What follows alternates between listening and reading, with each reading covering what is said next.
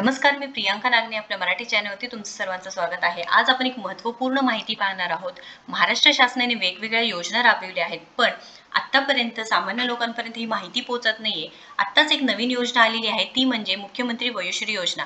पण यामध्ये सर्वांना माहिती आहे जी-आर आलेला आहे, फॉर्म आलेला आहे, पण कोणत्या पद्धतीने भरायचा आहे, ऑफलाईन आहे का ऑनलाईन पद्धतीने भरायचा आहे? बरं, हा फॉर्म भरल्यानंतर नक्कीच पैसे तुमच्या अकाउंटला येणार आहेत का?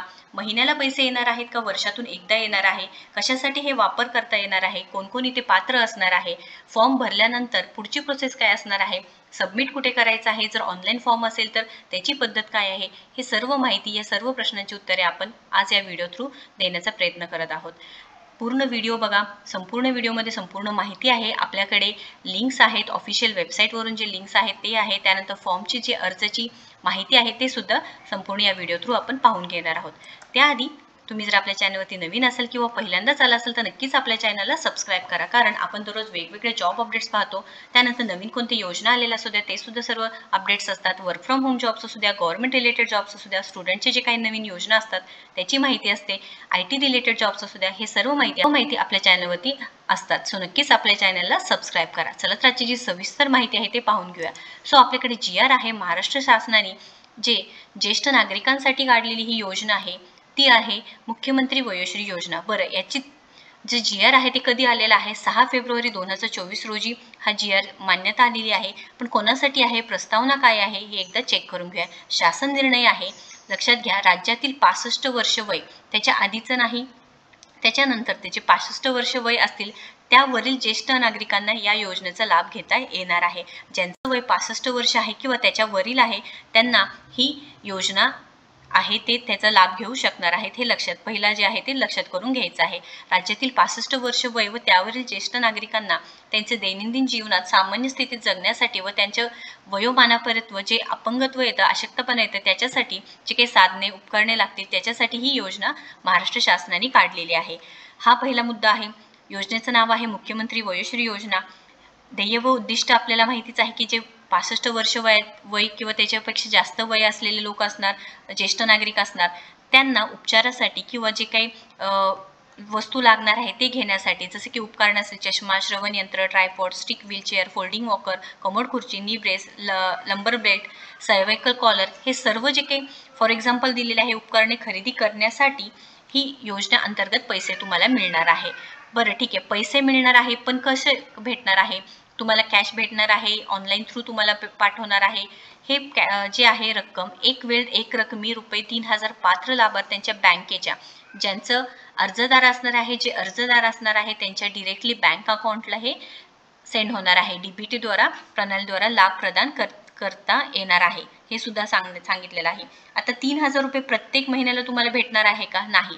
एक वेळ म्हणजे एक वर्षातून तुम्हाला एक वेळी 3,000 रुपये भेटणार आहे, याची नोंद घ्यायची आहे. हा मोठा प्रश्न होता की तुम्हाला प्रत्येक महिन्याला पैसे भेटणार आहे का वर्षातून एकदा भेटणार आहे का 6 महिन्यातून एकदा? तर लक्षात घ्यायचं आहे एक वेळ सांगितलेलं आहे, एक वेळी तुम्हाला 3,000 रुपये भेटून जाणार आहे. आता इथे जे निधी वितरण अर्थसहाय्य सांगितलेलं आहे बघा, राज्य शासनातर्फे 100% अर्थसहाय्य उपलब्ध करून देण्यात येईल. थेट लाभ वितरण प्रणालीद्वारे 3,000चे मर्यादित निधी वितरण करण्यात येईल. शिबिराचे आयोजन करण्यात येईल. वेगवेगळे शिबिर आहे त्याचं सुद्धा आयोजन करण्यात येईल, हे सुद्धा सांगितलेलं आहे.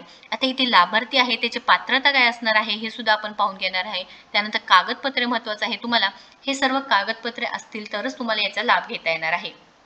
तुमचं आधार कार्ड, मतदान कार्ड, राष्ट्रीयकृत बँकेचे बँक पासबुक झेरॉक्स, पासपोर्ट आकाराचे 2 फोटो, सोय घोषणापत्र, शासनाने ओळखपत्र पटविण्यासाठी विहित केलेले अन्य कागदपत्र सुद्धा लागणार आहे.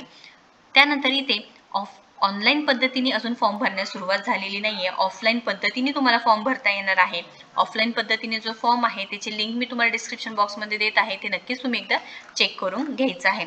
ऑफलाईन पद्धतीनेच फॉर्म भरून तुम्हाला ते सबमिट करावं लागणार आहे. ऑफलाईन पद्धतीने संपूर्ण माहिती भरायची आहे, ज्यामध्ये तुमचं नाव असणार आहे. हे सर्व माहिती भरून तुम्हाला ते अर्ज सबमिट करावं लागणार आहे. आता महत्त्वाचा प्रश्न आहे की अर्ज तर भरला आहे, पण सबमिट कुठे करायचं आहे?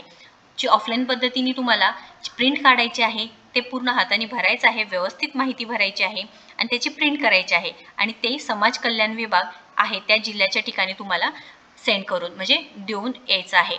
आता इथे फॉर्म आहे, आपण इथे पात्रता काय आहे ते पहिल्यांदा पाहून घेऊया. मुख्यमंत्री वयोश्री योजनेअंतर्गत ज्या लाभार्थ्यांना म्हणजे ज्या अर्जदारांना फॉर्म भरायचा आहे त्यांचं 65 वर्ष पूर्ण झालेली असावी हे सांगितलेलं आहे. त्यानंतर दुसरा नियम असा आहे की त्यांचा उत्पन्नाचा दाखला पाहिजे आहे ते 2 लाखापेक्षा कमी असलेलं पाहिजे आहे, तरच तुम्हाला इथे लाभ घेता येणार आहे. त्यानंतर नागरिक किंवा वयोवृद्ध नागरिक या योजनेसाठी अर्ज करणार आहे त्या योजनेचा लाभ घेण्यासाठी जिल्हा प्राधिकरणाकडून त्यांची पात्रता सिद्ध करावी लागणार आहे तुम्हाला.